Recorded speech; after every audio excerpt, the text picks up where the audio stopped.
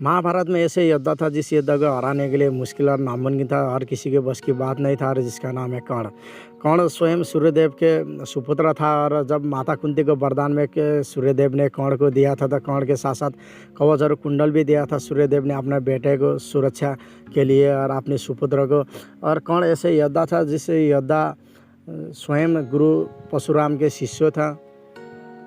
महाभारत में कर्ण को राधे कर्ण के नाम से जाना जाता था और दूसरा नाम भी ये था माता कुंती का सबसे ज्येष्ठ सुपुत्र कर्ण के नाम से भी जाना जाता था। और तीसरा नाम भी था कर्ण का महाभारत में, और जिस नाम के वजह से आज संसार में कर्ण को जानते और पहचानते भी हैं, और जो है दानवीर कर्ण, यानी कि सूर्यदेव के सुपुत्र कर्ण और दानवीर कर्ण के नाम से भी जाना जाता था महाभारत में।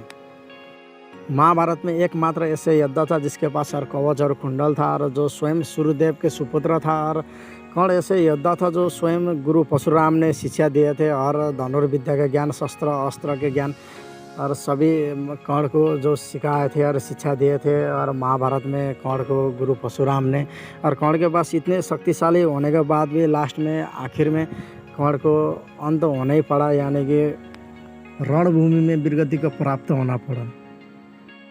महाभारत में कर्ण सबसे श्रेष्ठ योद्धा भी था और कवच और कुंडल भी था और उतने धनुर्विद्या का ज्ञान और स्वयं गुरु परशुराम के शिष्य था। और उतने बड़े योद्धा होने के बाद भी जो किसी को हराने के लिए मुश्किल और नामुमकिन किसी के बस की बात नहीं था, लेकिन आखिर में कर्ण को वीरगति को प्राप्त क्यों होना पड़ा, यानी कि कर्ण ने दिए हुए वचन के वजह से कर्ण को लास्ट में अंत होना पड़ा।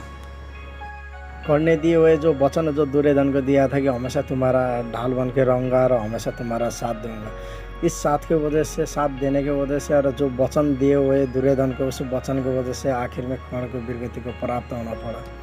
और ये कहानी आप लोग को इसलिए सुना रहा हूँ मेरे दोस्त की ज़िंदगी में किसी भी इंसान को वचन देने से पहले और साथ देने से पहले एक बार सोच और समझ कर दीजिए।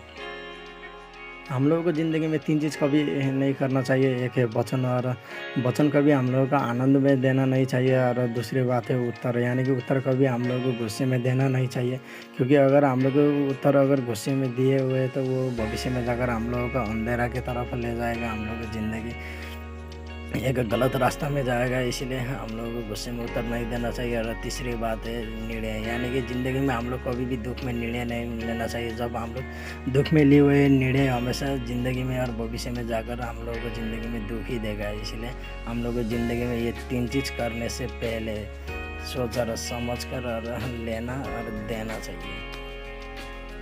भले तुम ये दुनिया के सबसे बड़े आदमी हो, भले तुम सबसे बुद्धिमान व्यक्ति हो और भले ये दुनिया में सबसे टैलेंटेड व्यक्ति हो, लेकिन अगर तुम्हारा साथ और तुम्हारा दिए हुए वचन गलत व्यक्ति को दिए हो, भले गलत मित्र के साथ दिए हो, और उसका परिणाम और अंजाम तुम्हें भी भोगना पड़ेगा। भले तुम्हारे जगह सही हो, लेकिन अगर तुम्हारे मित्रों ने चुने हुए रास्ता और तुम्हारे मित्रों ने किए हुए कर्म अगर बुरा है तो उस बुरा का परिणाम और तुम्हें भी भोगना पड़ेगा। मैं ये सोचता था कि ये कहानी सिर्फ महाभारत में ही होगा, लेकिन जब मेरे खुद के ज़िंदगी में घटना घटा तो उसके बाद मेरे ज़िंदगी में अफसोस और पछतावा और बदनाम और अपमान से अलावा कुछ भी नहीं रहा। और ये कहानी सिर्फ महाभारत में नहीं, हर इंसान के ज़िंदगी में होते हैं मेरे दोस्त। और इसीलिए जब मैं खुद की ज़िंदगी में घटा और भुगतने का बाद तब पता चला कि ये कहानी हकीकत में भी होते हैं हर इंसान के ज़िंदगी में। मैं दूसरे इंसान की तरह तो नहीं हूँ, भले खुद की ज़िंदगी में कुछ कर नहीं पाए और ज़िंदगी में आगे बढ़ नहीं पाए तो दूसरे को दोष देकर बैठते हैं लोग, लेकिन मैं वो इंसान की तरह नहीं हूँ। मैं खुद की ज़िंदगी में भले आगे बढ़ नहीं पाया और भले अपमान हुआ, भले बदनाम हुआ, भले अपनी ज़िंदगी में आगे बढ़ नहीं पाया तो मैं अपने मित्रों को दोष नहीं दूँगा, लेकिन गलती खुद का था और चुने हुए रास्ते खुद का था, इसलिए उसका परिणाम मैं आज भी खुद भुगत रहा हूँ।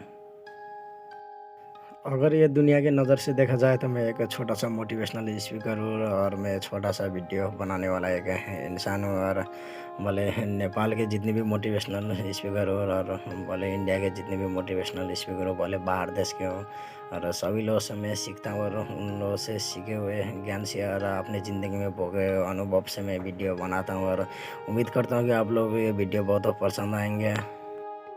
आने वाले वीडियो को और बेहतर और शानदार बनाऊंगा, और इतना पूर्ण विश्वास है खुद के ऊपर, और उम्मीद करता हूँ कि आप लोग घर पर यार खुश होंगे और हंसते रहिए और मुस्कुराते चेहरा के साथ रहिए और खेलते रहिए, और आने वाले वीडियो में मिलते हैं। So finally best of luck, धन्यवाद, थैंक यू, नमस्कार।